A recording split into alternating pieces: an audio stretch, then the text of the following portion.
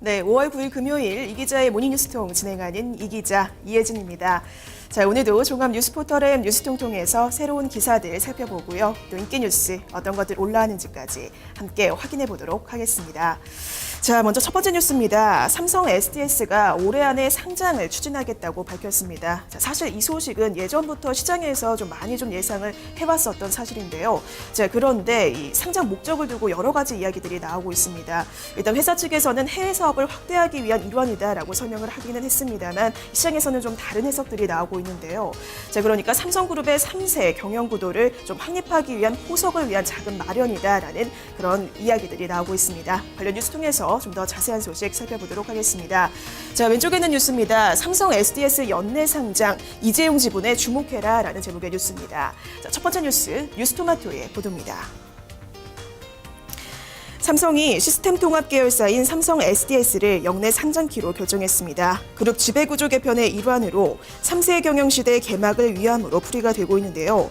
자, 재계에서도 삼성 SDS의 상장을 기점으로 경영권 승계 작업이 좀 더 가속도를 낼 것으로 보고 있습니다. 자, 하지만 이 같은 설명에도 불구하고 사실 회사 측의 설명에도 불구하고 재계 안팎에서는 이번 상장을 경영권 승계 작업의 연장선상에서 보는 시각이 지배적인 상황인데요. 그동안 이 지배구조 개편 이슈는 그동안 꾸준히 제기돼 왔던 상황이라고 합니다. 네, 이어서 다음 소식 살펴보도록 하겠습니다. 또 오늘 어떤 뉴스 올라왔는지 좀 더 확인을 해보도록 할게요. 자, 보시면 이 아래쪽에 예전에도 좀 소개를 해드렸던 소식입니다. 정부가 오는 2020년까지 사물인터넷 시장의 규모를 30조 원 규모로 이제 확장한다라는 그런 계획을 추진하고 있다라는 그런 이야기를 좀 전해드렸었는데, 자, 그런데 이 기본 계획이 이번에 좀 확정이 됐다라는 소식이 또 뉴스를 통해서 좀 확인을 해볼 수가 있겠고요. 자, 또 보시면 이 검경 합수부가 김한식 청해진 의원 대표에게 이제 구속영장을 청구할 방침이다라는 뉴스도 지금 전해지고 있습니다. 자, 이어서 다음 소식 계속해서 살펴보도록 하겠습니다. 또 어떤 뉴스 올라와 있는지 좀 더 확인을 해보면요. 자, 오른쪽에 보시면 펜텍과 소니가 야심차게 스마트폰 신제품을 내놨습니다. 자, 그러면서 제목에 좀 눈에 띄는데 스마트폰 우리도 잘 만든다라는 제목으로 지금 이제 기사가 나오고 있는데요. 자, 보시면 이제 국내 휴대폰 시장에서 사실 좀 열의에 있는 그런 펜텍과 소니가 스마트폰 신제품을 야심차게 출시했다라는 소식 좀 확인을 해볼 수가 있겠습니다. 어제 기자회견을 열고 전략 스마트폰인 펜텍 같은 경우 베가 아이언 2를 공개를 했다고 하고요. 또 소니 같은 경우는 엑스페리아 Z2를 국내 처음으로 이제 공개를 했다라는 소식 기사를 통해서 또 확인을 해볼 수가 있겠습니다.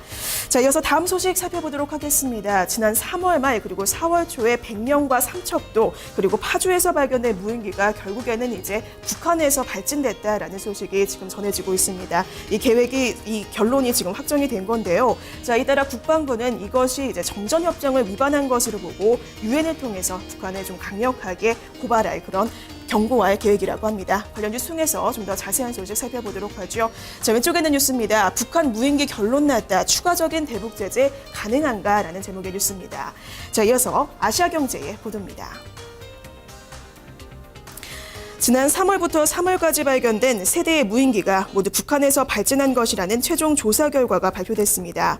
자, 그런 가운데 추가적인 대북 제재에 대해서 관심이 모아지고 있는데요. 자, 그러니까 우리 상공을 침범했기 때문에 추가적인 제재가 필요하다는 겁니다. 자, 보시면 만약 그렇기만 해도 이제 북한이 기상 관측용 등 민간 연구용으로 날렸다고 주장하면 또 제재 방안은 모호하다라는 지적들도 나오고 있다고 하고요. 군 당국은 우선 정전협정에 근거해서 유엔군 사령부 군사정전위원회를 통해 북한에 강력히 경고할 방침입니다. 자, 이어서 다음 소식 좀 더 살펴보도록 하겠습니다. 자, 이번에는 과학 섹터 올라가서 좀 더 다양한 뉴스들 전해드리도록 하겠습니다.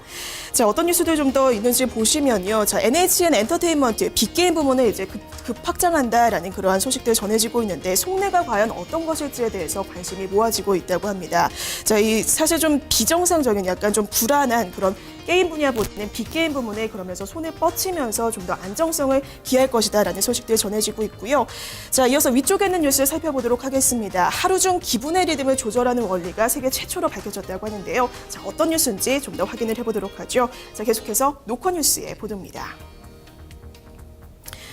국내 연구진이 하루를 주기로 나타내는 기분이나 정서의 리듬을 조절하는 원리를 세계 최초로 밝혀냈습니다. 자, 사실 보시면 우울이나 불안, 공포, 공격성 등의 정서 상태는 아침이나 저녁 등 시간대에 따라서 상당한 기복을 보이고 있는데요. 자, 그런데 서울대 김경진 교수팀이 도파민 신경회로의 분자생물학적 연결고리를 발견하고 작동 원리도 규명을 했다고 합니다. 자, 그러면서 연구팀은 이에 따라 정서나 중독 장애 그리고 각종 도파민 의존성 뇌질환 치료제 개발법에 대한 특허를 출원했고 또 해외 특허 출원도 준비장이라고 밝혔습니다. 네, 오늘도 이렇게 뉴스통통에서 새로운 기사들 또 인기 뉴스까지 함께 살펴봤습니다. 자, 오늘도 기분 좋게 또 활기차게 하루 시작하시고요. 저는 다음 주 이 시간에 다시 한번 찾아오도록 하겠습니다. 지금까지 이 기자의 모닝뉴스통 진행하는 이 기자 이혜진이었습니다.